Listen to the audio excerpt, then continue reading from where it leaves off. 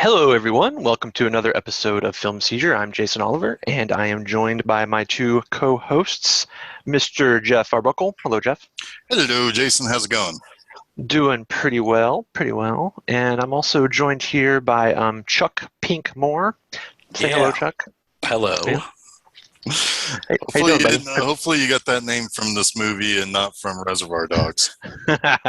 I hope that Chuck has signed his pledge to his team because that's going to be due by the end of the episode. I want it on my desk by the end of this episode, Chuck. I'm still considering, so we'll touch back on that later. Today's movie is from 1993. It is the second feature by the director Richard Linklater. And if you've been catching a theme, this is our back to school month, and our previous two movies took place centered around high school kids in the 50s and the 60s, and now we have one that takes place in the 70s, and it's called Dazed and Confused. Woo. Did you get all the clues? Did you figure it out? Probably. I already knew what it was. You guys already knew what it was? Yeah. You guys are prepared to talk about this movie? Yes. Good. Because really, I only came here for two things: to talk about this episode and kick ass. And good thing we still have probably about an hour and 15 minutes to talk about this episode.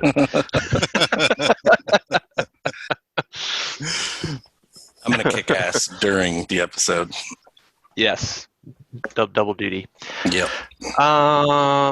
Yeah, so this I think is interesting because I think of all of the movies for Jeff, this was a first time watch. Is that correct? Jeff? Yeah, that is actually correct. I don't know if we talked about it at the end of last week's episode or not, but this was a movie that was, of course, extremely popular when we were teenagers. But it was just not one that I watched. It kind of escaped my. There was just always something else to watch, I guess is what I want to say. And probably, to be fair, when I think about like movies centering around high school shenanigans and whatnot, it's like next week's movie was the one I always went to. So, this was brand new. Yeah. It was not brand new for me. I've probably seen this movie 100 times. And it's interesting because I loved this movie when I was in high school. And I still like it now, but in I think a different way. It's lost a little bit of its I guess danger. You know, I mean, being in my 40s now, it kind of doesn't resonate the same way for me anymore. But I still see like a lot of myself in these characters from when I was that age. So it's definitely, when I watched it when it came out, it was very much, even though it took place in the 70s, it was very much like my present day youth, if that makes sense, right? Yeah, I agree with that because there were a lot of people that I went to high school with that were kind of like this in various different ways. Yeah. No, it's interesting that you say that. But first, Chuck, you want to talk about your connection here real quick because I do have something to follow up on that with. Yeah, I think me and my older brother, maybe John, I'm not sure, watched this on video after it came out. I did not catch it in the theater. It immediately became one of my favorite movies because I loved the soundtrack. I loved just the ideas, the rooting for the kids running, like there's so much to like about this movie, I think, and there's some stuff to dislike about this movie. But overall, I had, again, like Jason, a big connection with it because I was a 93, what were we, 10th or 11th grade, Jeff? I think 10th grade. Yeah.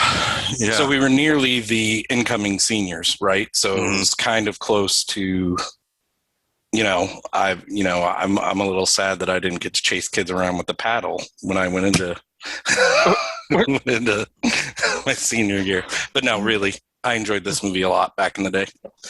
Yeah. I Go ahead. I did not see that. I did not see this in '93. I should put that forth. I don't know when I first saw this movie. It was probably not until I was a senior or a graduate or graduated from high school. So I would have probably saw this movie several years later, like maybe '97, potentially as early as '96.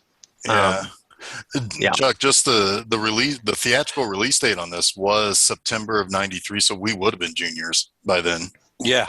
Yeah. I was wondering, it seemed to line up a lot with that. Obviously, way different from I mean, like you said, a lot of the people are the same, but the experience is way different than what we had.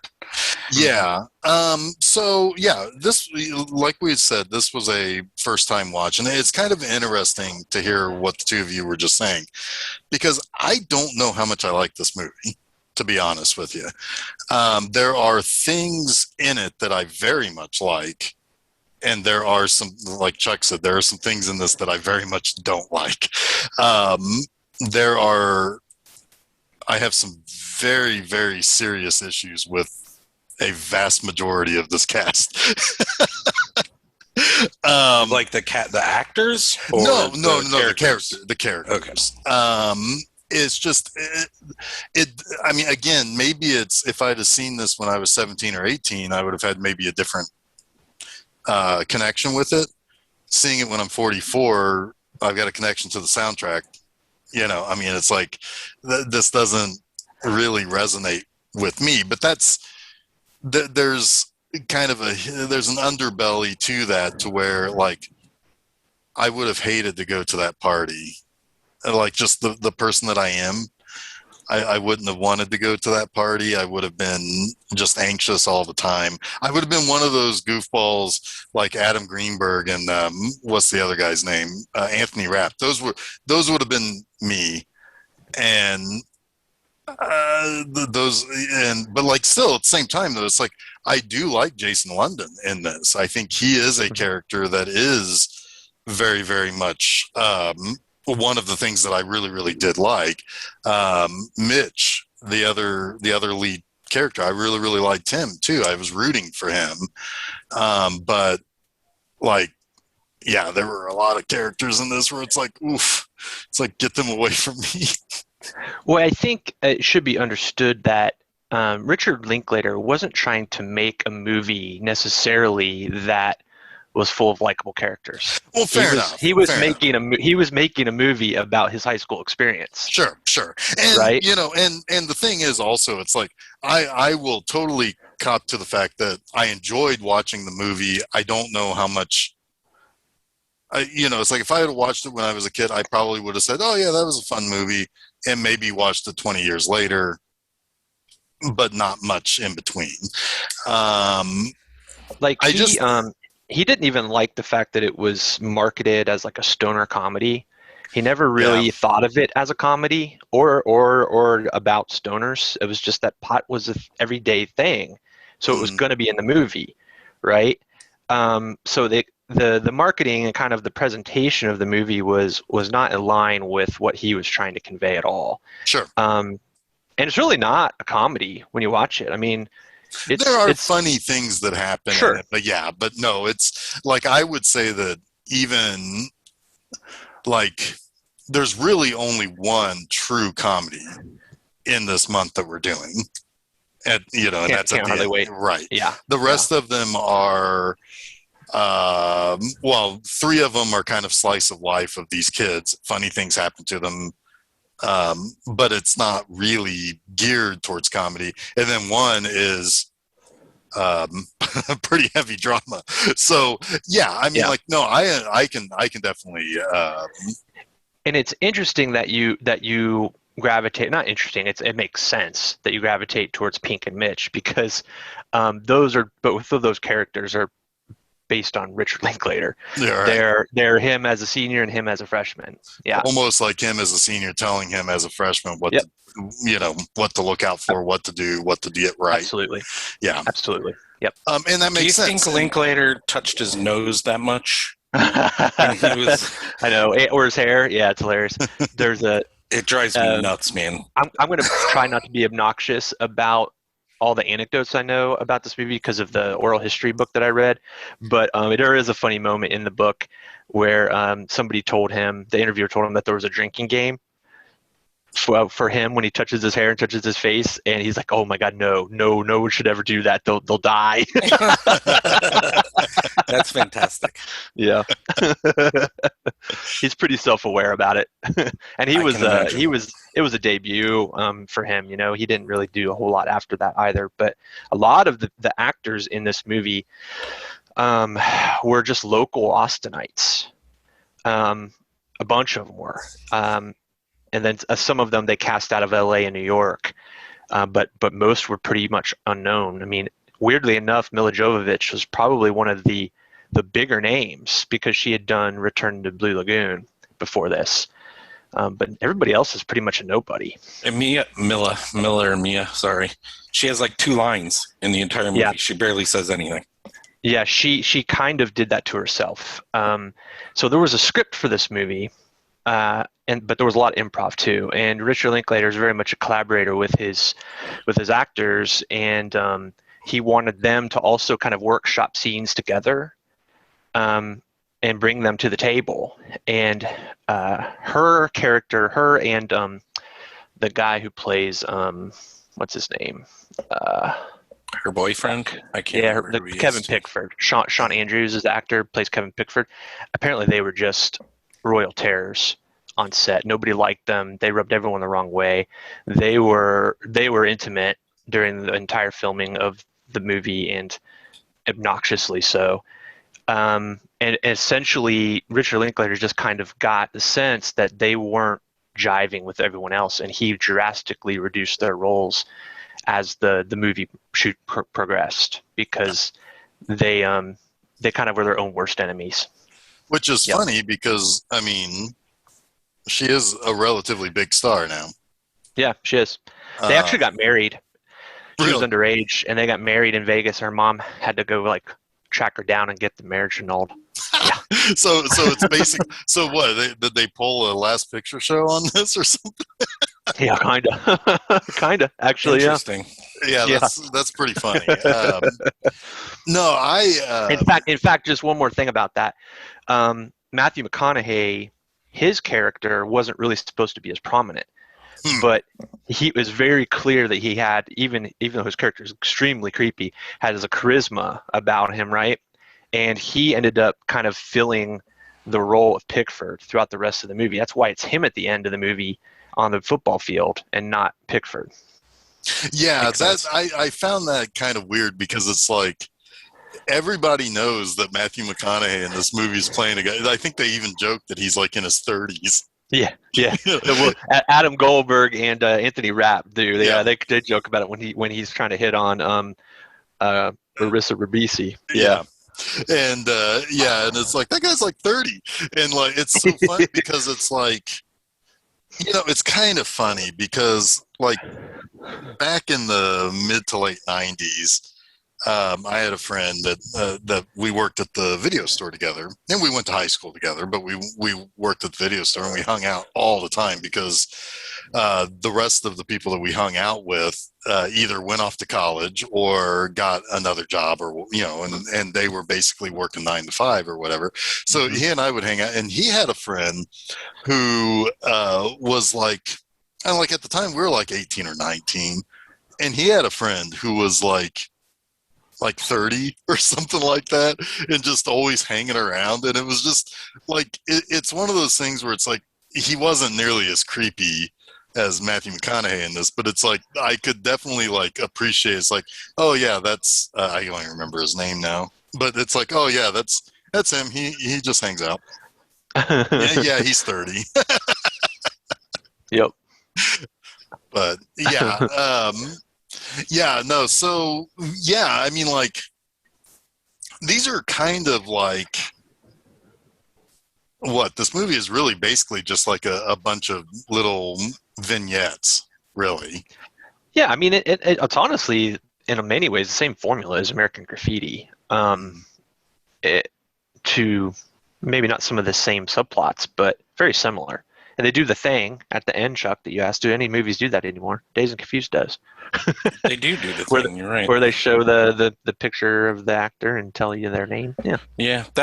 This was what, 27 years ago, 28 years ago. So. Yep. Yeah. Yeah, that was a weird day when the movie was older than the gap between when it was made and the time that it represented. That's like Right. It's older now than that. That's just always a weird thing. I kind of measure my age in movie chronological, like movie ages, and then that one was kind of a weird one. I was like, oh shit. Like when I saw this movie, I was closer to that time period than I am now to when the movie was made and released. Yeah. Well, and then also that's one of those things where it's like you get to a certain point in your life when you realize it's been longer ago when I graduated high school than how old I was when I graduated high school. And and then it hits you again when you realize like, oh, I have lived an entire amount of time to where the gap between me and high school can now drink legally. Yeah. And it's like, oh. Well, that's not a sobering thought. No. Or it is a sobering thought. I don't know. Yeah, I don't know. So really, yeah, it's like this movie is basically, it's kind of in two halves. Like the first half I always kind of look at, like the way I look at it when I've been thinking about it since watching it the other night was like, okay, well, the first half is setting up the hierarchy, right? Like you've got the older crew and you got the younger crew and you have very few people in between. And what you have is the incoming seniors are going to embarrass the hell out of the incoming freshmen. Yeah. Which is kind of funny because, like, did you guys have any of that kind of hazing in high school when you were kids? No. My brother was in high school though, and he might have told people to take it easy on me. That was a joke. Well, I was like, I guess it worked. Yeah. No, but not really. I mean, I don't know. It seemed like there was more, for me at least. I knew a lot of those kids, and maybe we were just in a smaller town. But I was hanging out with people that were 3 years older than me when I was in 8th grade. So I knew everyone. I don't know about other people's experiences with that. It may happen, but our class was also like 200 people. So we weren't a huge town, you know. I mean, I didn't have the traditional high school experience that you guys had either. So for me, it was more about like the things that people were interested in, the different types of people that I went to school with, right? Even down to junior high. I mean, I went to a really big junior high. It was almost as big as a high school, public junior high before, I went all the way to boarding school. So, and boarding school is just, I mean, I don't have anything to compare that to because it wasn't like a Dead Poet Society type boarding school, which would have been another good one. We probably should have slotted that one in somehow because I could talk a little bit about that. But for me, it was, there wasn't really hazing per se. I mean, my boarding school was like 7th grade through 12th grade, right? And it was really small. So it wasn't, and we all lived together in dorms, and there were kids of different ages that you lived with in your dorm room. So it was like, yeah, it wasn't at all like that. Yeah, it was one of those things like when we were in 7th and 8th grade, there would always be people who are like, oh, they're gonna pants us every day. They're going to shove us in lockers. And that never happened. Like there were plenty of like seniors picking on other seniors or possibly seniors picking on juniors. But like, okay, yeah, if you trip, if you tripped in the halls, yeah, they would laugh at you, because I would laugh at anybody who did that, unless it was done like in a dick move or something. But yeah, it's like, in a way, it's like, I always feel like that the hazing thing for most people, like even back when this movie was taking place, it's like, it's probably not a real thing. I think it may have always been a rumor that you will get hazed just to get people on their toes a little bit, but it never really happened. However, here it's like a fucking hunt. Well, yeah, and even the kids recognize that some of them recognize that the town isn't looking. They have access to these parking lots. Like, none of the adults seem to care that this is happening in this town. Mm-hmm. They just allow it to occur. Yeah, it's like they transported into like a Stephen King town where all the parents look the other direction. Which is really funny when Mitch and his buddies ask the teacher, like, hey, every minute you can let us out early is another minute, we might be saved. And he said something about his sergeant telling him 50 of you will go in and 25 of you will come out. Right. Yeah. It's like the attitude of the whole town, really, in that guy's one line there. Yeah. Mm-hmm. So you get the senior guys who are going to basically hunt down and paddle as many freshman kids. And if they surrender themselves, they will get their lickings and they will be basically live the rest of the summer without threat of additional paddlings. But if you run, that's bad. That's real bad. And our primary character from that group, Mitch, he runs. And he's got a friend who's like basically borrowed his brother's car, his older brother's car, and they're trying to like drive away from a pickup truck full of insane people. One of which is one of which is Ben Affleck. O'Banion. Yeah. O'Banion. And he is technically should be graduated. Yes, he failed. Yes. He failed 11th. Well, he either failed 12th grade or he failed 11th grade again or something. Right. And he failed 12th grade. Yeah. Is what happened. He failed his senior year. So now he's a senior again. Didn't one of them say that he may have failed on purpose to do this again? Yeah. Is this even legal? One of the kids says. There is it notes that there is some sort of structure behind the whole thing, right? That they're even talking about the rules. Right. The unspoken rules, yeah. Yeah. and then Pink makes the comment is like there's always one asshole of the incoming seniors, and it just so happens that O'Banion might become the first to be that asshole twice. Yep. Yeah, it's funny. So they're doing that, and then the senior ladies are treating the incoming freshman women as babies, basically. Yes. Right. Yeah. Putting them in their place. Like, you might be coming to high school, but you're still just a little shit.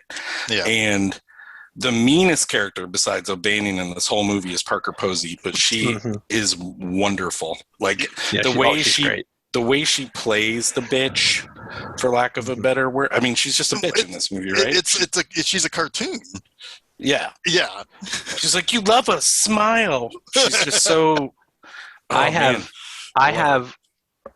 always been intimidated by Parker Posey just as a presence since seeing her in this movie. Yep. Absolutely. Absolutely. Like, I'd be scared if she showed up at my house. But she's great. I wish some of me wishes we spent more time with a lot of the women in this movie. That's been a theme for me lately with these older movies. Like, the focus is on the jocular dudes for the most part. Yeah. It's like, I want to see some of these other people more. Oh yeah, it's like I want to see a lot more of Michelle Burke. Well, yeah. But I guess I'm going to have to rent Coneheads to get that. But Yeah, that's right. Which but- Parker Posey was also in. right. Coneheads. Yep. Yeah, so it's like, yeah, like Michelle Burke, Joey Lauren Adams, like there was something there, and especially with something that happens later that I felt like was like, wait, were they boyfriend and girlfriend or no, it's not those two. And it's like, where did this come from? it's the free loving of the 60s and 70s. I guess You're allowed to make out, but you can't go further than that if you have a girlfriend, right? That's like the message. I mean, kinda it's sent not there. that it's not all that different than Richard Dreyfuss getting in the back seat and making out with the girl fair as her enough. friend drives while they're driving to find his dream girl. Right. I mean, it's the same shit. Right, but Yeah, I it just felt like it, like I didn't like by the time we got to that scene with Michelle Burke and Jason London, I was like, wait, what's going on here? What Yeah. was this? Did I miss something earlier in the movie? Which, maybe I did, but I didn't think I did. I don't think you did. I think that's just the randomness of high schoolers, man. That shit Yeah, happens. and I mean, they shot a lot of stuff, right? I mean, again, this is sort of like Slacker, Linklater's debut, where they had a lot of collaborators and the actors. They workshopped a lot of scenes. They rehearsed a lot of scenes. Some scenes didn't work. They didn't shoot. Some scenes they did shoot but didn't make the movie, right? I think he cut this thing a lot of different times, a lot of different ways before he made the studio happy, because this is very much a studio cut. And he battled just incessantly with the studios and his producers over the creative control of this thing. It's a miracle it actually ever even came to be. Lucky for us. I do have a question, though. When the boys are escaping their middle school, one of them slides down a slide that goes the whole side of the building. Yeah, it's a trash chute. It's a trash Okay, it's a chute. trash chute. Yeah. Uh-huh. Yeah. I was like, well, Yeah. who has a slide on the side of their I school? always loved that scene too. Yeah. It's hilarious. That would Yeah, it would be like one of the, like seeing like those indoor water slides that come out of the building and back in. They're back inside, yeah. Right. I suppose it could be an emergency exit of some sort, and he's just using it at honestly pretty close to its intended purpose to get away Right, from the it's- seniors. That is. It kind was of an built emergency. specifically to get away from insane scenes. They are certainly bloodthirsty, because like even guys that are like some of the more decent guys, yeah, like they just like they're living for that day. Like they weren't gonna miss that day for their fucking lives. Yeah. That's something about this movie that I really relate to as well, is the character of Pink, because I played sports. I hung out with kind of those type of guys sometimes, in conjunction to the sports that I played. But I also hung out with Adam Goldberg and Anthony Rapp and Marissa Ribisi, right? I was gonna say So- Giovanni Ribisi was looking all right.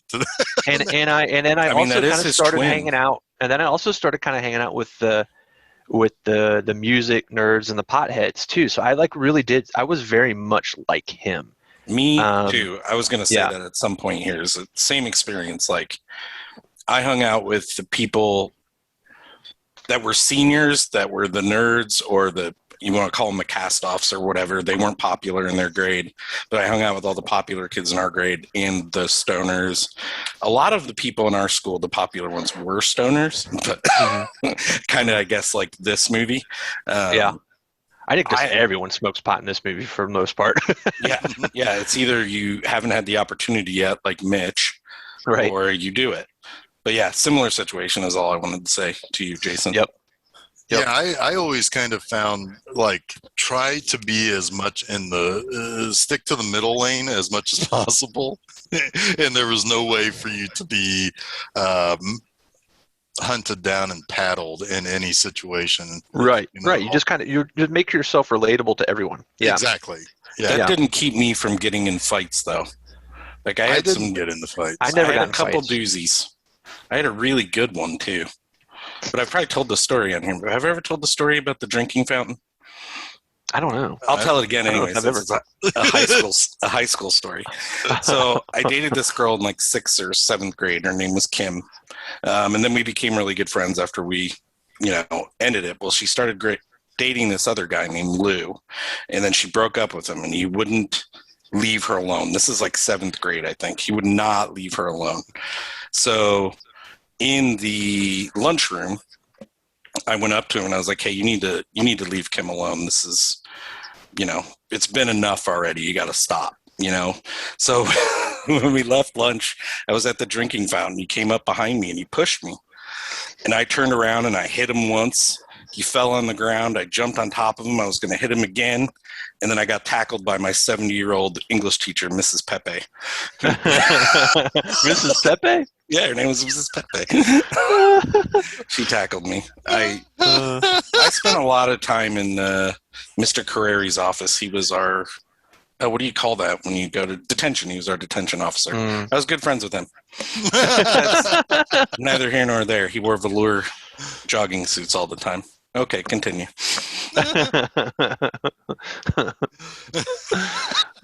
So you could say that he kind of pulled an Adam Goldberg on you, and then you jumped on top of him. Yes. Yeah. And what how they explain it in the movie is supposed to happen, where people break you up right away. Yeah.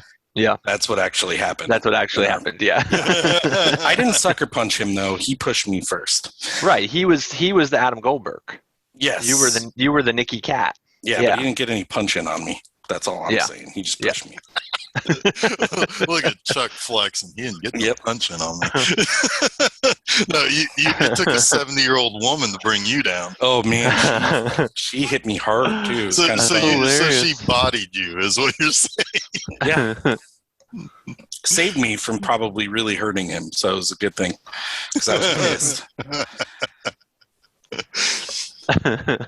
So so like that first half, it's like we see but we see connections start to happen, right? Like we see how that really Pink, which is Jason London, doesn't really get involved with the paddling as much.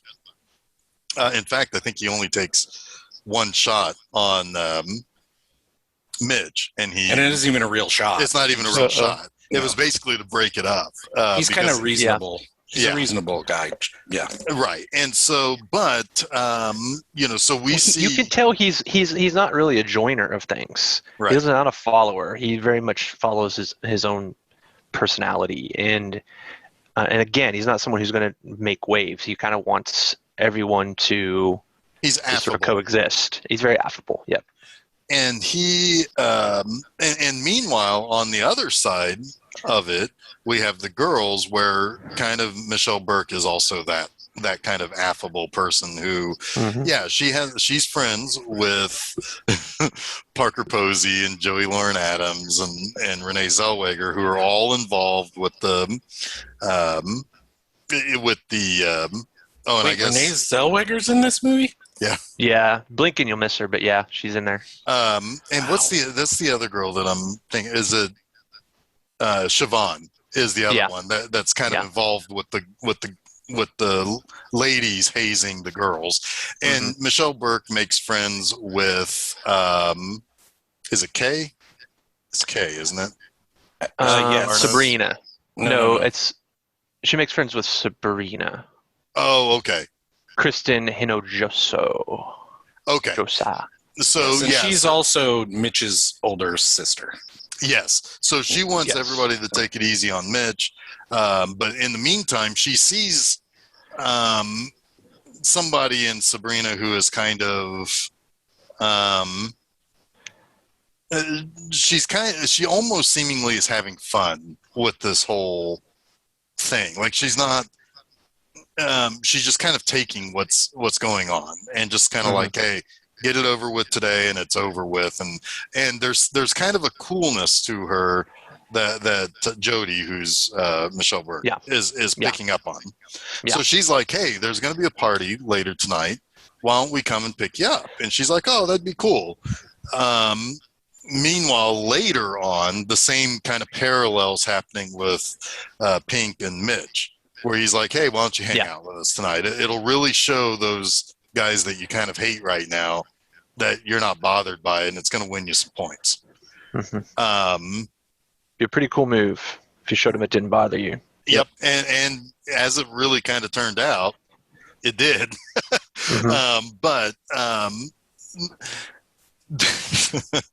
So a couple of other things that happen. One, there's supposed to be a huge raging kegger at this one at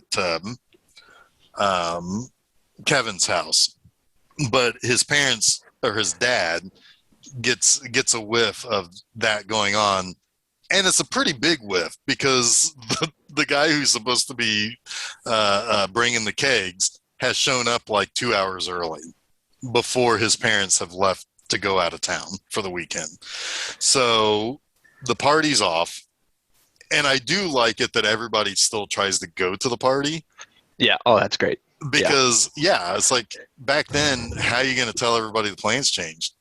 Right. No, you can't. You got to see him at the Emporium to let him know. Yep. So like people or run into Matthew McConaughey driving around telling you about the Moon Tower party. Right. So like everybody keeps showing up for the party and they're getting chased off by the dad.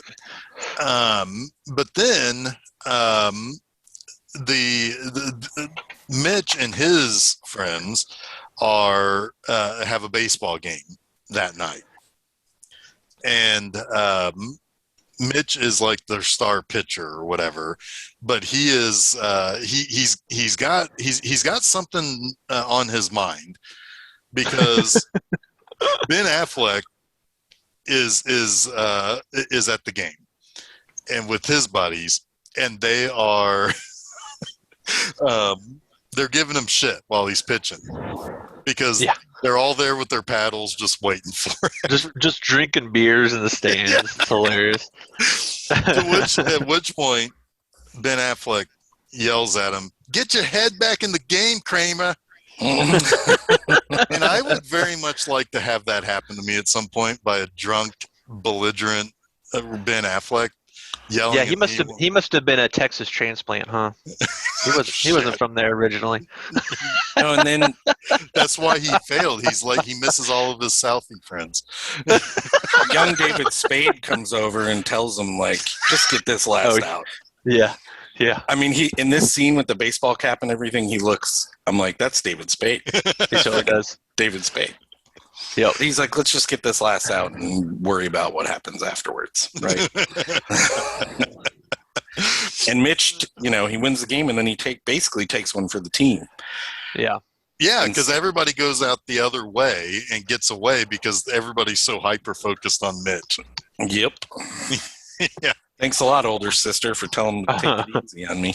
Right, which made it worse for them. But that's not but the first time that Ben Affleck almost got him and his buddy, he got a shotgun pulled on him by Mitch's buddy's mom. Yeah.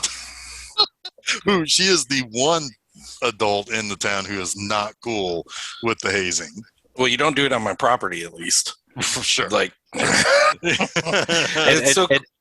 her kid's reaction is great. The young David Spade, it's very real, and it's very like, this is gonna make it worse, Mom. Yeah. And then they do the dumb thing and look back out the door, and O'Banion sees him. He's like, "It's over. You're fucking dead. Your mom's fucking dead. Everyone's fucking dead." A funny thing about Ben Affleck in this, he didn't really want this role. He was afraid of being typecast as a bully, because he had done School Ties not long before this, and he was a bully in that. But still pretty unknown. I mean, he was not like a face or a name at this point. Well, he hadn't been in Phantoms yet. Right. You're right, because he's the bomb in that.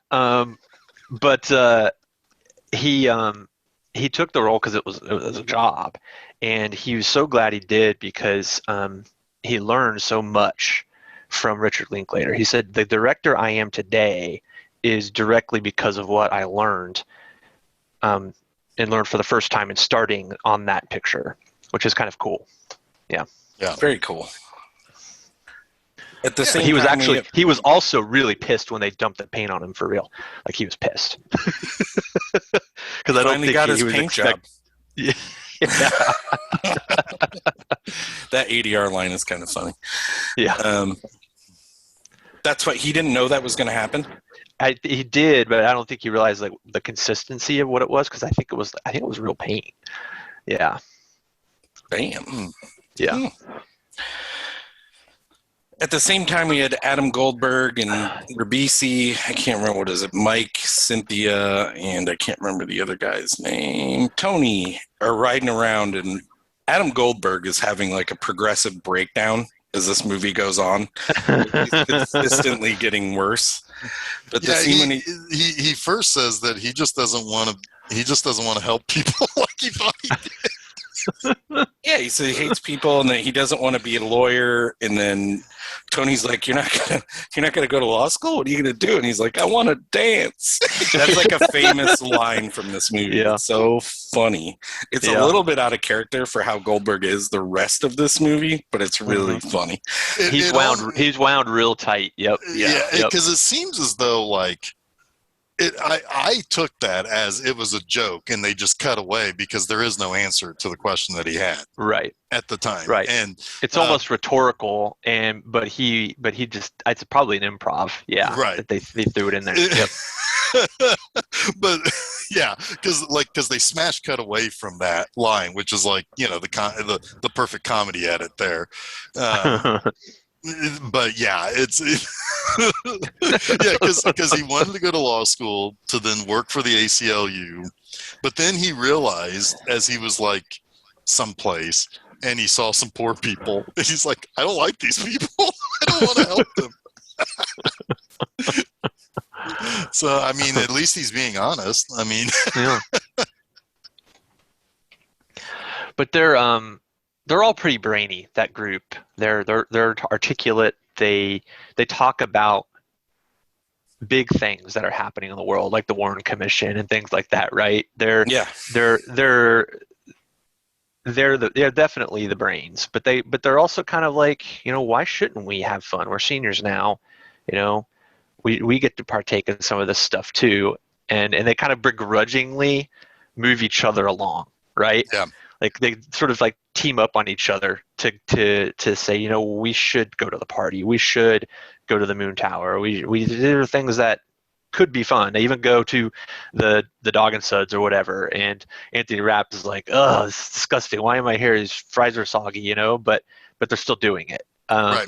They're trying to find new experiences. The first hint of that came during the hazing because Tony, who's Anthony Rapp, and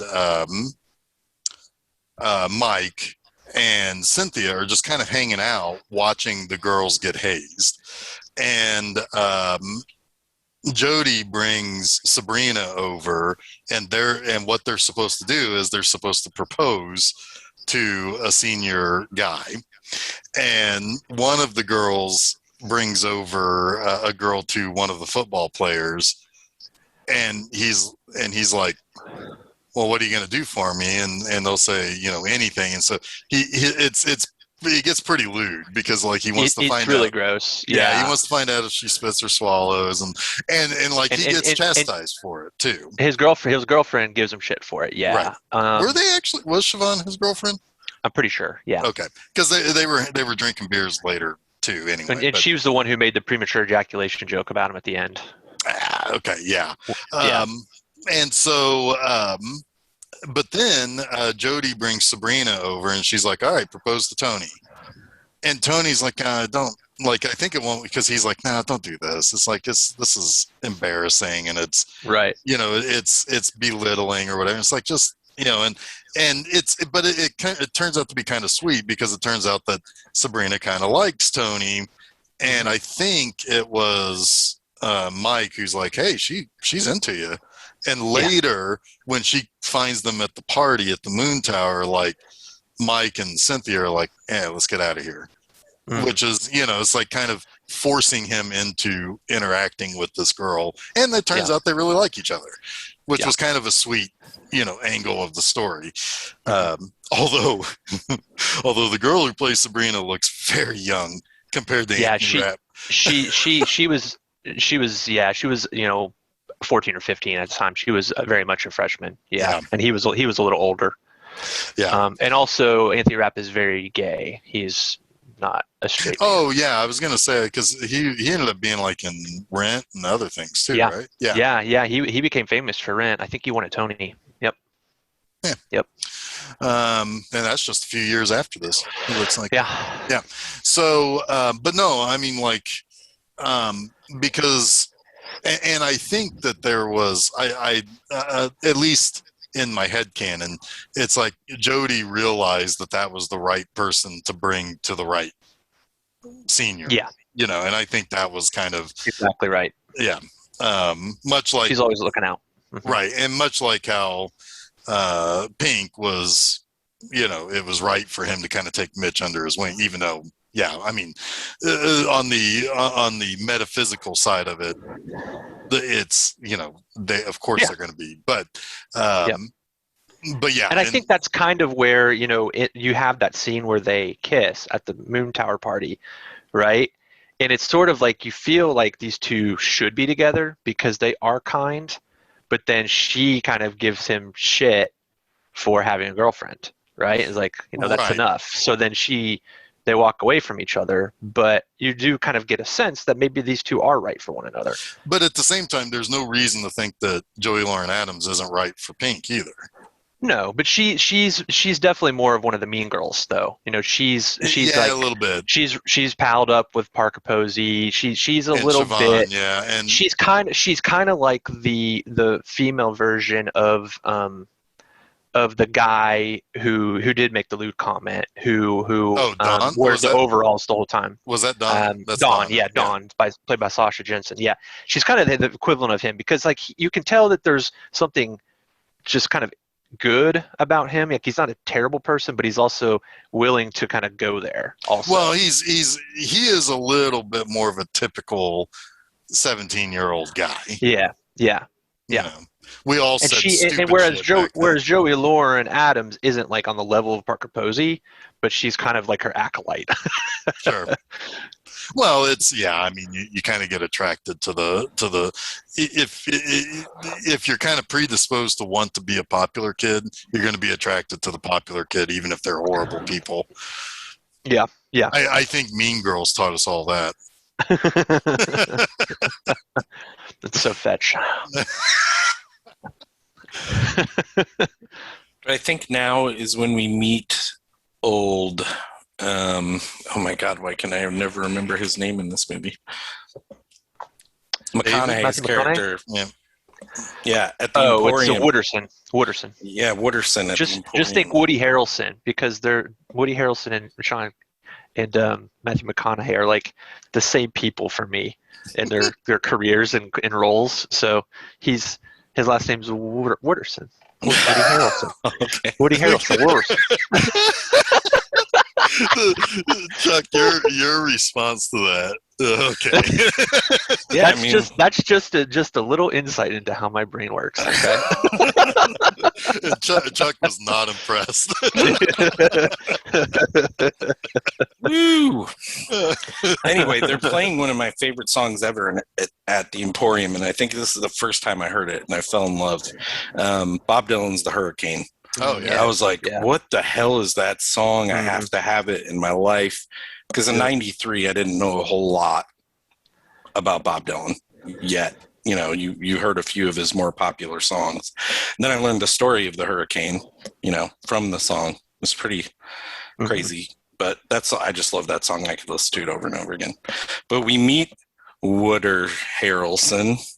And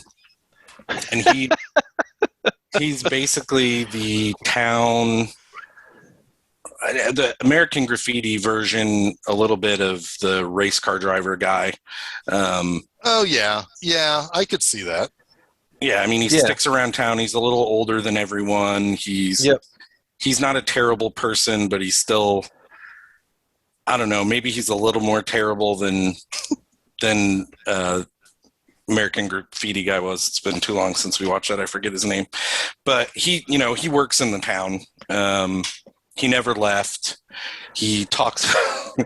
Everybody knows this stuff, but he talks about how he likes the idea of hanging around where the high school girls are because he keeps getting older and they stay the same age. A little bit like, okay, man. It's a little lecherous, but I mean, as long as he's peeping the seniors and not under. Well, yeah, but he asks what the crop of freshmen look like. Yeah, he does ask Mitch. Is like, so what's the? Yeah, I mean, he's scouting, sure, but it's like, yeah, it's not great, but at least at the end, he starts hitting on a girl who's going to be a senior, which right, and he's hitting on a girl who's not a popular girl who. And he really likes her, apparently. Yeah, it seems genuine. It seems genuine. And now I wouldn't count on them getting married, but there is and the line when he says you should ditch the two geeks and get in the back with us, but we'll worry about that another time. Right. Yeah. It's like, and that's when Goldberg and Rapp are talking like, isn't that guy like 30? He's like, what an asshole. She's like, I don't know, I kind of like him. She's like, flipping her hair up. Yeah. It's kind of funny. Yeah, she does have color.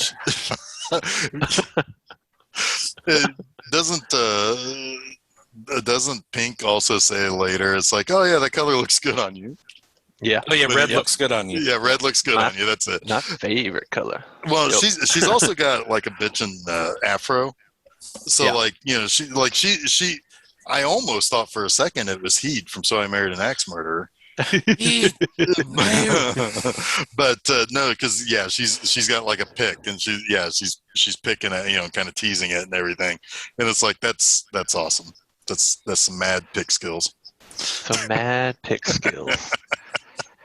And then the rest of the movie, well, not the rest of the movie, but up until they get to the moon tower, it's kind of like people switching cars constantly. Like the way they like interweave all of the people from one car to another to different scenes is kind of like, it's hard to talk about it in order almost. Jeff, you probably have it in the order in your head, but not really. We have some because it was it kind of becomes a little bit of a shell game for a little bit, and it's just different people interacting for different scenarios. Yeah, and one of the important ones is Mitch is in a car with, well, Pink is there. It's the first time he smokes weed. Don is there. Don is there, and the black kid. What was his name? It was Benny. No, it wasn't Benny. It was Benny was the guy who basically threatens Pink to stay on the football team. Oh yeah, you're right. Because Cole Hauser is like, yeah, okay. What is his name? I can't remember, but they end up playing mailbox baseball basically, but instead of with a baseball bat, they're using trash cans. Yes. And they destroy a couple mailboxes, and then someone tells Mitch to throw the bowling ball out of the car.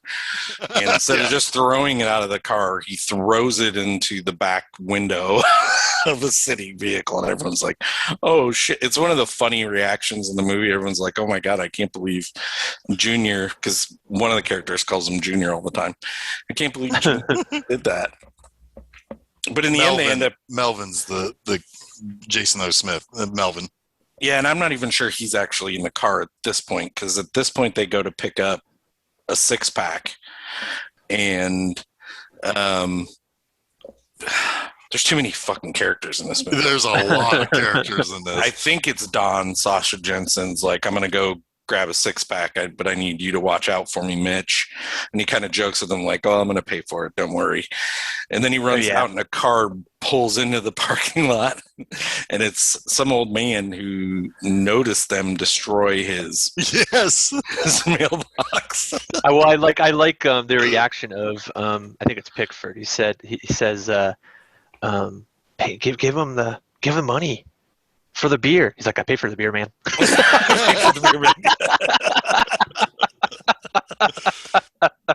Kills Well, me. at some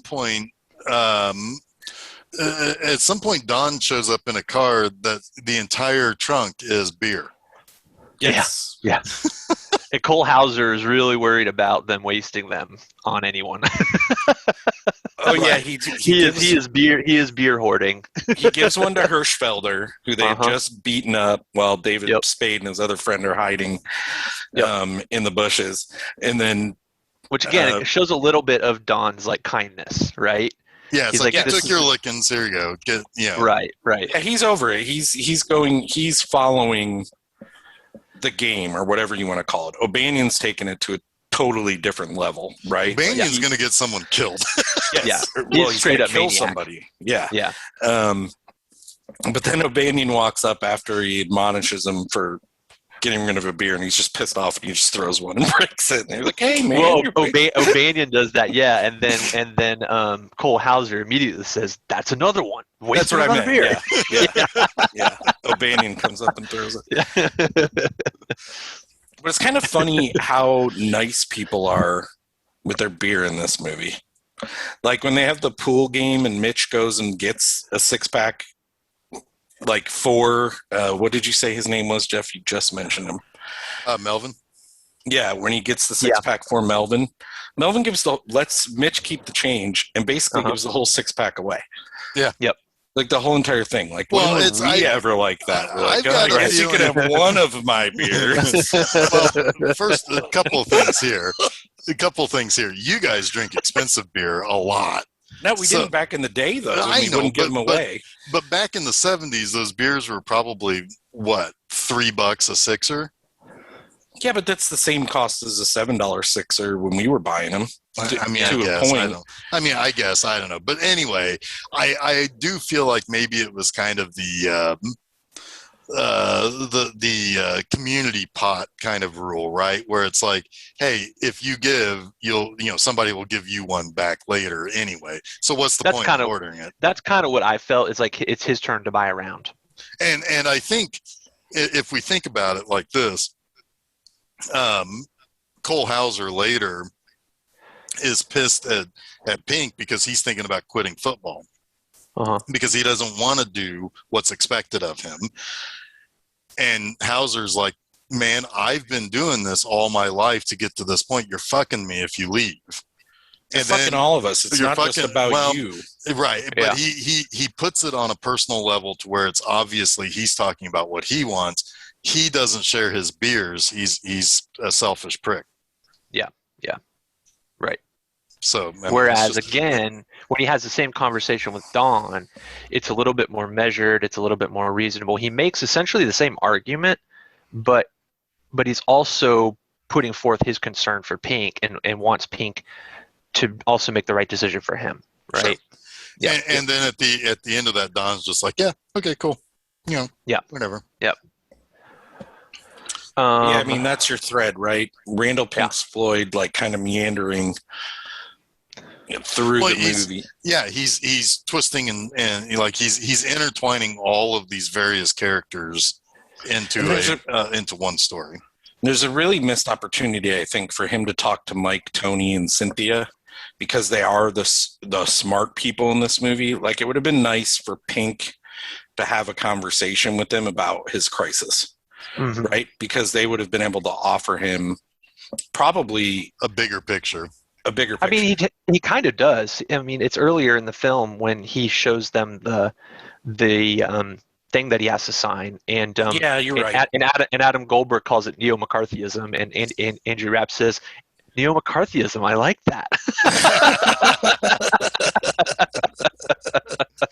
You're right. It's a little bit. It's a little short. I would have liked to have seen a longer, or more scenes with that group together. Well, maybe it was an intention, but it just didn't work out, or it didn't get filmed. Yeah, probably. Right. Are we? I guess we're to the point. Unless there's any other midway scenes there, I guess we have to talk about O'Banion getting his right. Yeah. So Mitch Mitch runs into David Spade and his other buddy, and they ask him if O'Banion is in the Emporium, and it's like they're astounded that Mitch is in the Emporium, right? Because that's where the cool older kids hang out, and Mitch is in there. Yep. And Mitch is like, yeah, he's in there. He touches his nose. He touches his hair. He touches his nose. And then he's like, you want to get him back? Basically, they concoct a plan to have – I really feel bad that I can't remember this kid's name, so I'm just going to keep calling him Spade. Spade basically gets caught, right? Because this is O'Banion's white whale, right? He's been wanting to get this kid the whole movie. And he's like, okay, I'm quitting this game of pool, where he's hilariously having a diatribe about how he's whipping their asses. I can't remember what he says, but it's so funny. And he runs over to get him, and he's winding up being his big old prickish self. Oh, not this one. Oh, it's coming. And he winds up, and then the other kids yell and pour the paint on him that Jason mentioned earlier. Yeah. And yeah, and he flips out. He's super pissed, and he drives off in his car, and he almost runs over people. Yeah. Which means and that's the last you see of him. Yeah, that's it for him. That's the last you see of O'Banion. Yep. He's been getting the paint out of his hair ever since. Probably. Yep. 45 years later, he's still getting the paint out of his hair. Yep. He's accepting his Oscar for Argo, and he's still getting it out.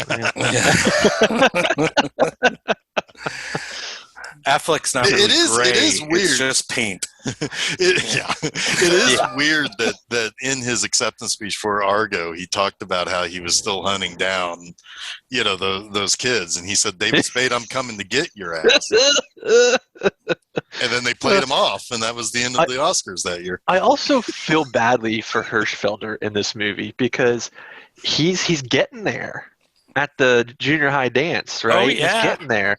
And Tommy is his name, the David Spade character, like berates him and says, we need to leave this stupid party. He's like, my hand was under her shirt, guys. Come on. Yeah. He's like, oh, you wouldn't know what to do with it even if you did get there. He's like, well, screw you guys. You're the one striking out. And he's right. He's like, you should have stayed at the party. And then what happens almost immediately after that? He gets fucking paddled by all the guys. It's like, man, his life went from awesome to suck in about 5 minutes in that movie. The life of every freaking ninth grader right there, probably. Yeah, it's kind of funny. Tommy never really gets his either. Right? No, he doesn't. He never gets paddled. He gets. No, I think Tommy gets killed a couple days later. Probably. Yeah. Yeah, and Ben Affleck goes to prison. Ben Affleck uses him to destroy people's mailboxes. He just holds the kid out the window and just You're probably right. The whole movie, right? They've been talking about at this point this Moon Tower party. It's like the word of mouth party that did actually happen when I was a kid, when we didn't have cell phones and pagers and stuff. Like, you'd be someplace, someone would mention something to you, and somehow miraculously everyone would end up on the lake, right? Yep. All of a sudden there's a party. And our parties in the 90s, I guess, went a lot like these ones did. Somebody brought a keg in, or, there were groups. It was really just a bunch of cliques hanging out at the same place, and then occasionally getting together at the keg or whatever. But yeah, we have a kind of a lot going on here. Goldberg is at the pinnacle of his annoyance, because he mentions, I can't remember the other guy's name, was smoking weed, and he's like the tough greaser punk. Like, he's the 50s connection in this movie, who had been talking shit about Woody Harrelson's engine earlier. Yeah. Nicky Cat as Clint Bruno. What a name, Clint Bruno. Clint Bruno. Yeah, he said that Wooderson bought his engine out of a magazine. Which is kind of a big insult for a car guy. And weirdly, Nicky Cat was in the Bird somewhere. I think he must have been one of Feldman's friends. Weird. Oh, in the yard? Yeah, he had to have been. I would imagine so. But Bruno gets pissed off and is like, "Oh, you're talking shit about me smoking weed. I'm the one smoking weed. I'm gonna kick your ass."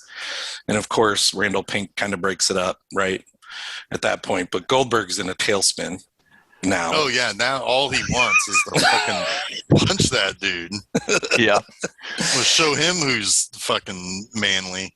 Yeah, and we have Mitch, who's a little drunk, a little stoned, but he's got a sophomore girl that he's dating now. Yeah. Is that what was her name? Oh yeah, her name is Because she knew about him getting paddled, but then like realized how fucking cool he was and how he got beer. That's Julie, right? I think that was Julie. But yeah, and like got real impressed that he was able to score beer despite being 15 years old.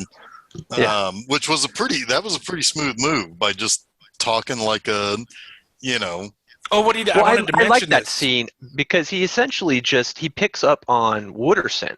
That's what I was going to say. And he's learning, right? And he uses what Wooderson was saying. It registered something in him, and he used it to his advantage to buy the beer. Yeah. Yeah, he basically just verbatim spits out what Wooderson said out in front of the Emporium. Also, there's a really funny moment in that scene too, where when Witch comes in, the guy who's running the liquor store is talking to a pregnant woman, telling her about like needing her calcium and like all the nutrients she needs to have a healthy pregnancy, while she's smoking a cigarette and buying alcohol. Yeah. And then he says to her, "I'll see you again tomorrow."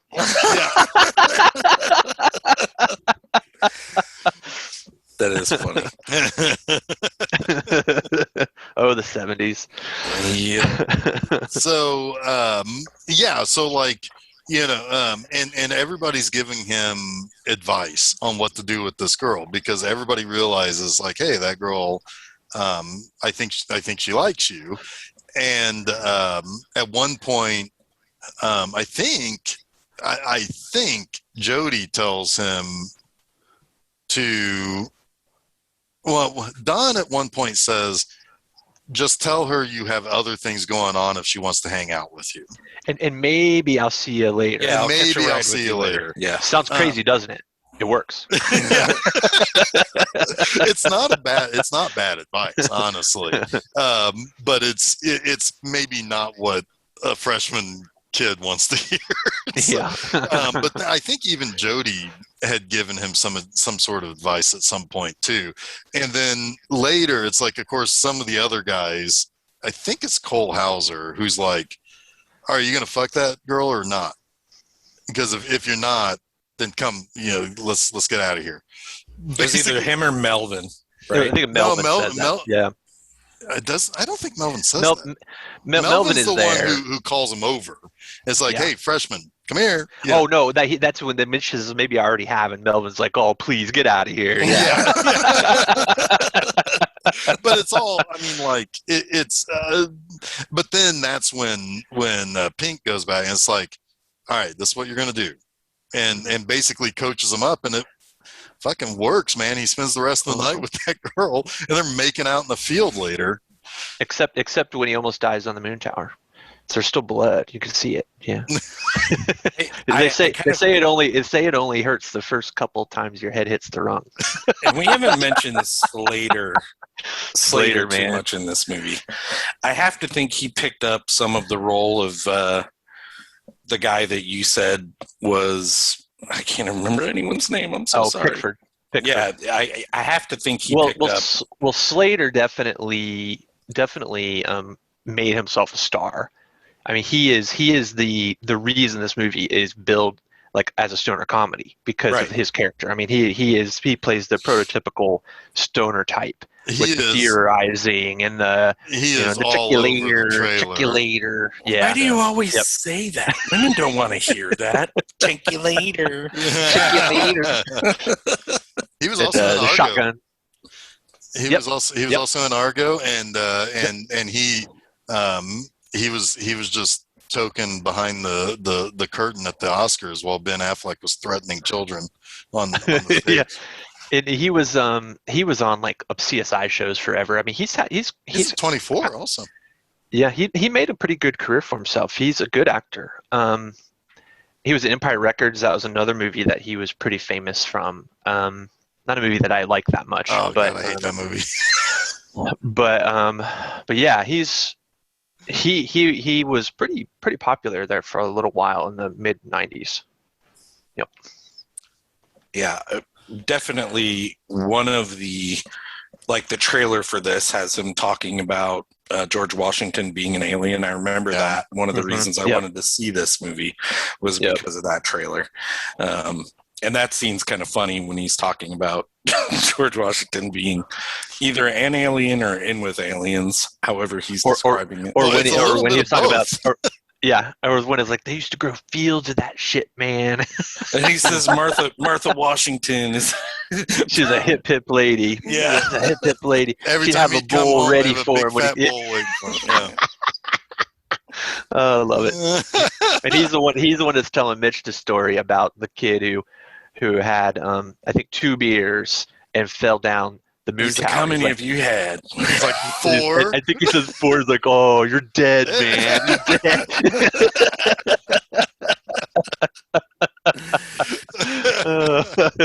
But you have that line too, and I think it might have been a throwback to those older American Graffiti or the first film we covered where Randall Pink says this town is just dead.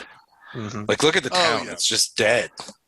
Yeah, up on the moon tower. This is definitely it's that youth wanting to like they crave the life, right? Like they can't be sedimentary. They got to keep moving. And yeah, that town goes to bed at some point, whereas the kids who are celebrating their first day of summer, they're not going to bed. They want action. They want to do something, and yet they're watching the town is disappointing them. Yep. And less poignantly so, Slater says one of my favorite lines in the movie. He's like, just think about all the people out there fucking, just going at it.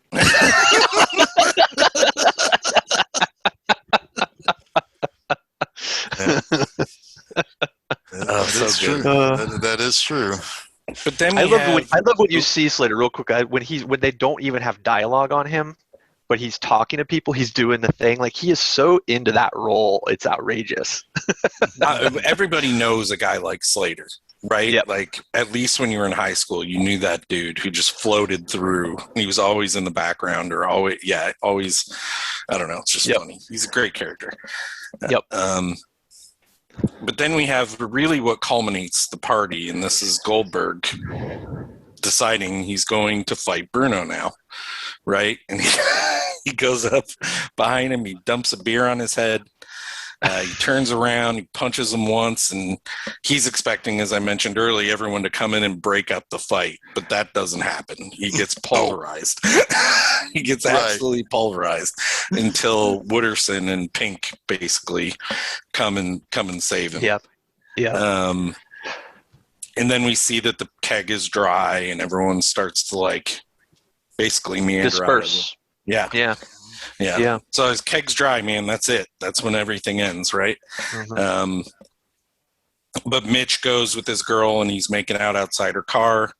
The scene is a little continuity issue because it's super bright out when this happens, but when he gets home, it's dark still-ish outside the house. Yeah. That's funny. But his sister had given him shit earlier, like, Mom would have killed me if I was your age and I did this. And he gets home, and of course his mom's like, this is your one get out of jail free Yeah, I like pass. that. But then we have the main crew, right? I guess you would say Wooderson, Pink. Who are the 2 girls that go? It's Siobhan and then Joey Lauren Adams. Yep. And then Pickford is there too, right? Oh no, it's Dawn. You're right. Pickford they go and there. sit on the 50-yard line. Kind of talking about still him signing that paper, right?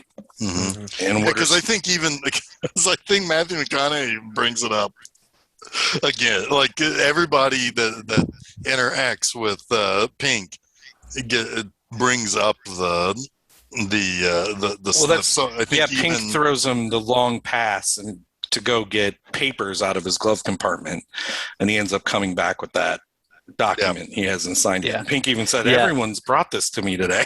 And again, that was because that was supposed to be Pickford, but Pickford was just like, I mean, at one point, Jason London and Sean Andrews got in a fist fight. Like, Jason London didn't want to be around him anymore, so they just basically gave his lines at that point to Matthew McConaughey. Yep. And Matthew McConaughey is like, all right. Yeah, I think in a lot of ways that works better. You have this guy who might be 30, who's right, is kind of maybe giving him good advice about LIVIN and all that stuff. And they have to go to Detroit the next day to pick up Houston. Pick up. That'd be a long drive. Holy shit! That'd be a long drive. It's Kiss, so I always think Detroit for some reason. Oh, sure. No, it's Aerosmith. But it's actually Aerosmith. But did you watch number Detroit one Rock priority City of the summer, Chuck? Number one priority of the summer. I forgot it's Aerosmith. I don't want it to be Aerosmith or Kiss, to be honest. I wish it was another band. Aerosmith was cool in the 70s. I would have probably seen Aerosmith in the 70s. Big 10-inch record. Let's re-record this last 5 minutes, But I see Chuck prepared for this episode by visiting Martha Washington. Yes, I did. She had a big bowl waiting for him. Okay, so Aerosmith tickets in Houston, big priority of the summer. But first, they have to get caught by some local police who also know who Randall Pink is. Like, everybody knows who this kid is. And he's the star quarterback. Yeah. Yep. Yeah, he even talks to some old timer about. Yep. Like how they're going to finally going to be they're going to be champs next year, or Yep. And this is kind of like coming back. 22 Letterman. Yep. This thread is kind of like Last Picture Show post. Post our stars having finally left. And it directly speaks to that small town Texas mentality, right? Where the old folks in this town, the local football team, the high school football team is the big thing you root for, and it's the Friday night thing you do. Everything closes. And old timers like that follow the team. They know all the players, right? Yeah. Their stadium is a little bit small for a Texas school, right? For a football team, a lot of those stadiums are like $1 million venues. Yep. At a high school, multi-million. Absolutely. Yep. Yeah. But they get caught by the cops, and the cops, of course, call the coach. And because, sure, he is the boss of the football field.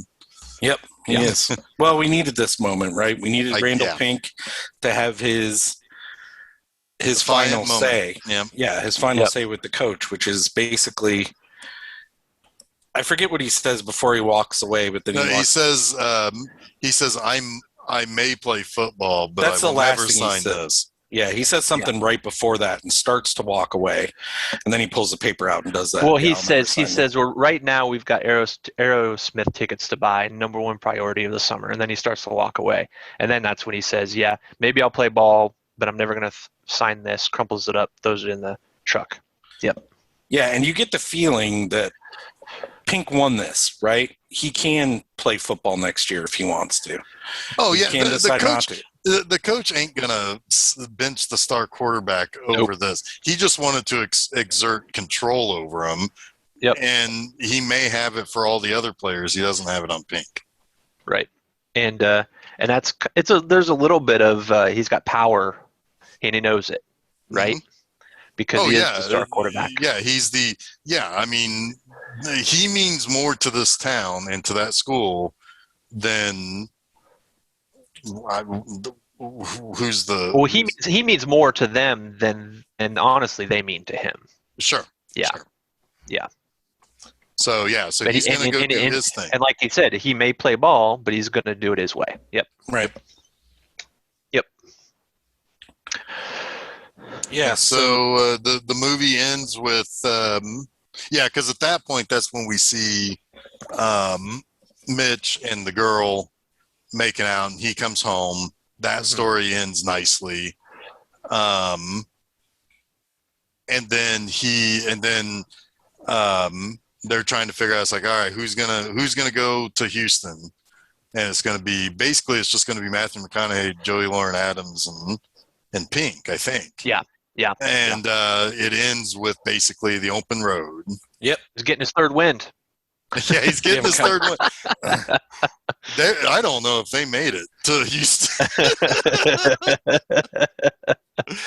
I mean, but then again, I mean, Matthew McConaughey probably can handle bushel-fulls of like pot and kegs full of beer and still get you to Houston. Yep. Yeah. And then he can give you 4th of July pump talks on Twitter. Yeah. He's running for. He's going to run for governor of Texas or something. Really awesome. Yeah, he did some kind of crazy Twitter thing yesterday, but that's neither here nor there. But he was probably on bushels of weed and alcohol while he gave the speech. Well, Probably. I would vote for him if I lived in Texas. Yeah, over Abbott. All right, yeah, too much of this.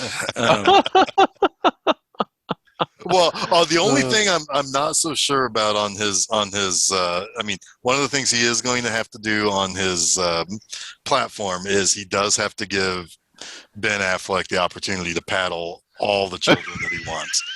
I'm not so sure about that part of the platform, but if it's going to get him elected, I guess they got to deal with it. Yep. I just hope the campaign imagery has something to do with bongos. You know, probably will. Yeah, it's just going to be 2 bongos, and one it says vote, and the other one says Matt. Hire me, Matthew McConaughey. I got this.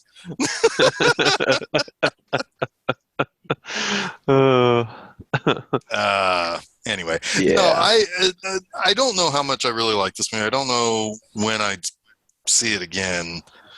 But again, there are things about this movie that is endearing, and certainly Pink and Mitch and Jody are endearing characters, and Tony and Sabrina. You know, of the sea of characters, there are, you know, ports. Did I nail that? I nailed it. You nailed it. Sure. It. And at the port, though, there has to be the assholes to make the good people stand out, right? Yes. Like, and for a little while, they were taking over a little bit more than I would have really liked. But in the end, at the end, the right people are doing the right things. Right. This is a movie that I put on in the background.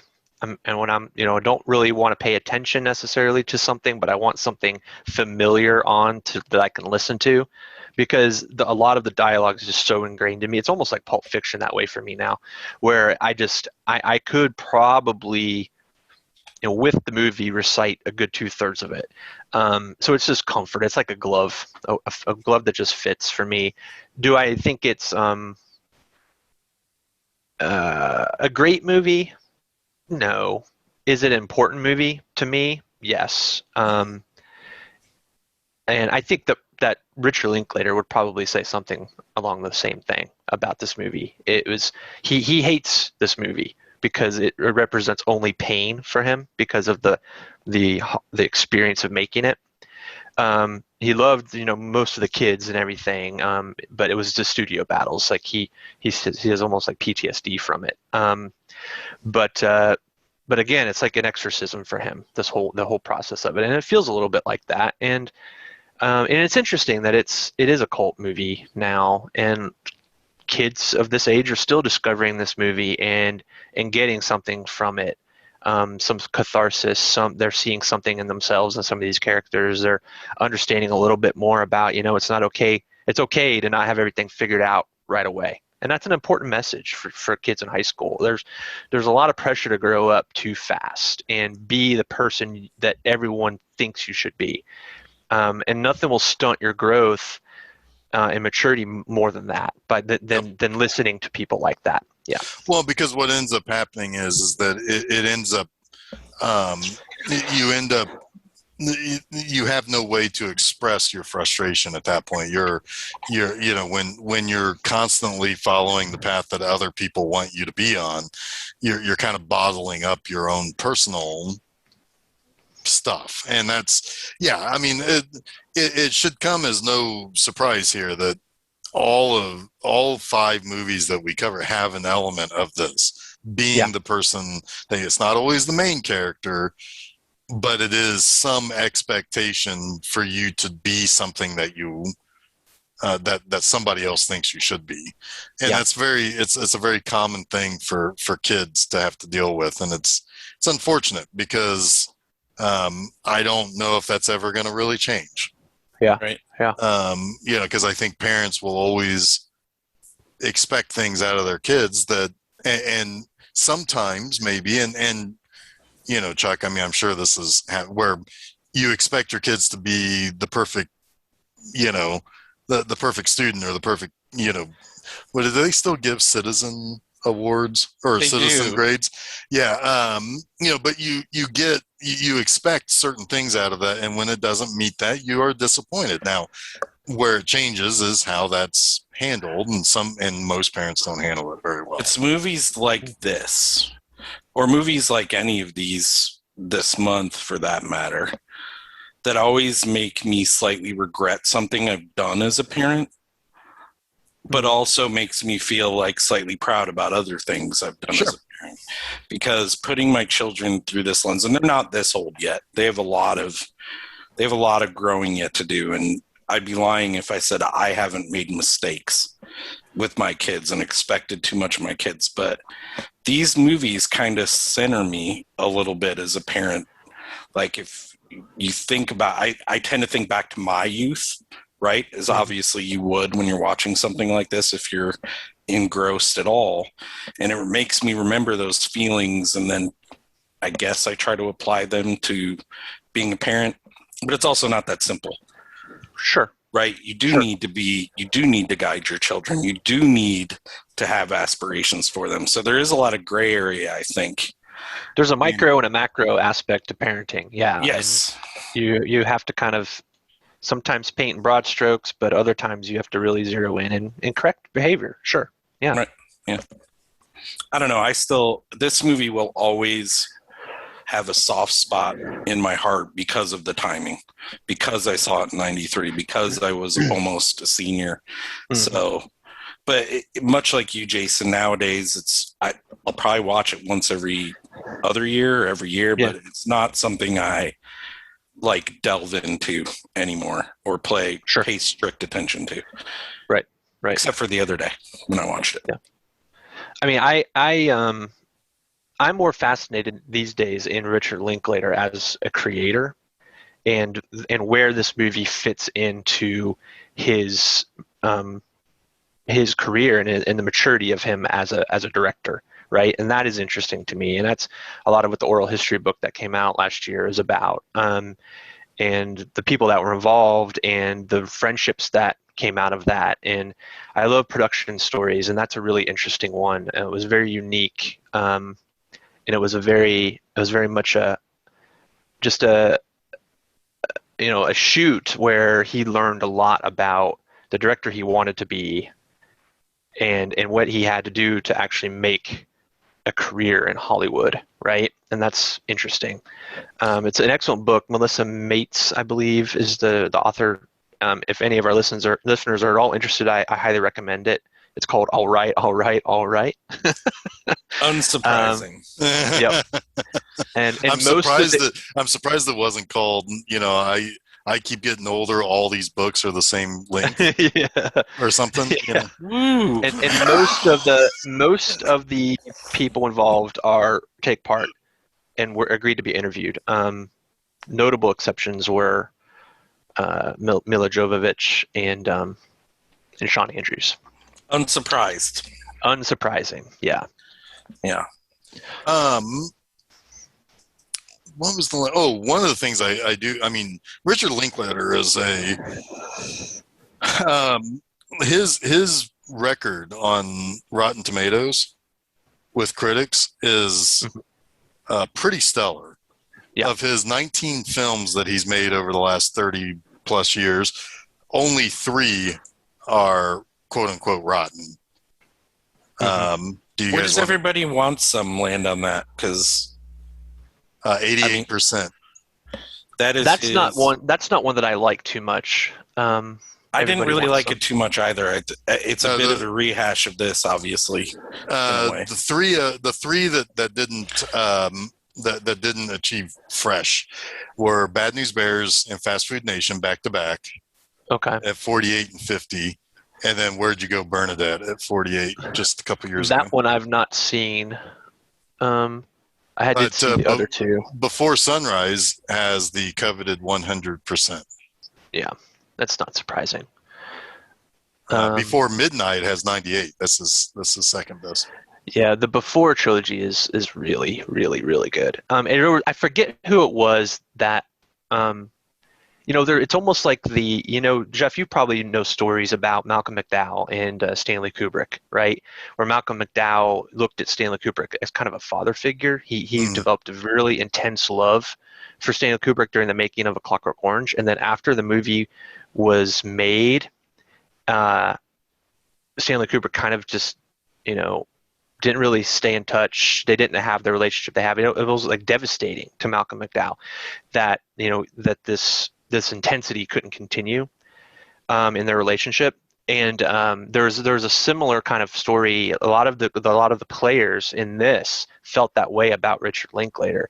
And I want to say it wasn't Roy Cochrane. It might have been Nicky Katt or Adam Goldberg, who said that they thought they'd work with Richard Linklater forever, right? And they'd be in all of his movies. And he did pull from this cast several times over the years, but I forget. I think one of them said he replaced me with Ethan Hawke, and I think that's kind of funny because he sort of did. Ethan Hawke was in a ton of stuff.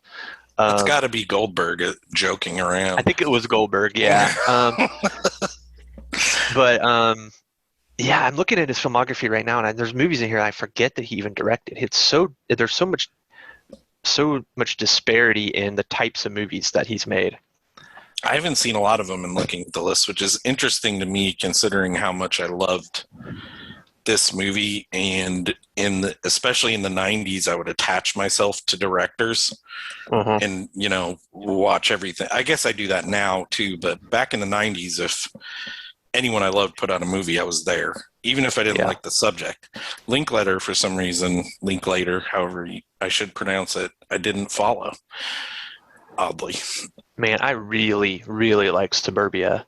That's more of his 90s version of Dazed and Confused. I really like that movie. I have seen that, and I like that as well. Cool. Well, anybody have anything else? No. I mean, can't hardly wait for next week. That's all I want to say. Well, you're going to have to wait one more week for that. Damn it! Next week, my favorite of the bunch. Now, again, like this, with what you guys are saying, it's like I wouldn't say that this is the best movie of the month. It's the one that I will always say is my favorite, and it is the one that I would watch more than anything, or a lot of the things that we watched for the show. But that's Fast Times at Ridgemont High. It is the well, I mean, we're going to get back to Cameron Crowe, and he wrote a book that got turned into a movie, and it launched a lot of careers, and one pretty significant one too. There's some and it has some similar aspects to. Sorry, yeah, Chuck. It's similar in a way that it was based on his high school experience. Again, just like Linklater's. Well, it's not based on his high school experience. He went undercover. It's based on his. That's what it was. It's based on a real high school. Yeah. He went undercover for Rolling Stone. Rolling Stone. Ended up writing a book. He basically Rolling Stone was really good at sending people places, and then they writing a book instead of their articles. But anyway, that's pretty true. So yeah, so that's That's coming up next week. So that is on Wednesdays. You can find that stuff at filmseizure.com. Places where fine podcasts are found, like SoundCloud, Apple Podcasts, Google Podcasts, Stitcher, TuneIn, Audible, and Spotify. We also upload our stuff to the YouTube, so you can subscribe to our YouTube channel. Also, in all of those places, on Mondays every week, you will find Monster Mondays, and bringing a series of Godzilla movies to a close with 1995's Godzilla versus Destroyer. So that should be pretty good fun. And so you can check that out in all those same places that I said. This upcoming Friday, you can go over to my website, B-Movie Enema. That's bmovieenema.com, not .net, not .org. Although I should get .org and start raising money for it. But anyway, you can go over there. I writing a article about a good movie called Carney, starring one of the guys from the band, and you've got Gary Busey as a clown. It's good stuff. And then, this Saturday is the second episode of B-Movie Enema, the series, season 2. Yay! And it's Beyond the Seventh Door, a completely bonkers Canadian movie that it's like prototype Tommy Wiseau type of stuff. It's really, really wild. So you can see that on YouTube or by just going to filmseizure.com. You know, one of those two places. It's fine. It's fine. Go to youtube.com. https Holy moly. / www.youtube.com. And then search for BMOVIE space Enema. Anyway. Oh boy. Okay. I've extended this as long as I can. I am out of gas now. So, do all those things. It will be fun. Fast Times at Ridgemont High is next Wednesday. So, sweet. Until then, I am Jeff Arbuckle. I got to go to Detroit and get some KISS tickets. Which you could conceivably still do today. Damn it. I was just going to go. I was just going to end it. You've been listening to Film Seizure.